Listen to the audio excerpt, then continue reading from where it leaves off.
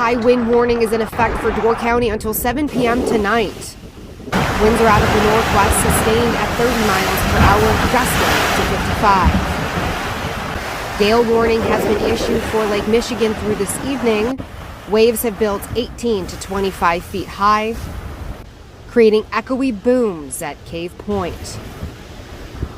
Rustling the fall foliage at peak throughout Door County and the Fox Valley. Egg Harbor on the bay, waves have built up to 10 feet high.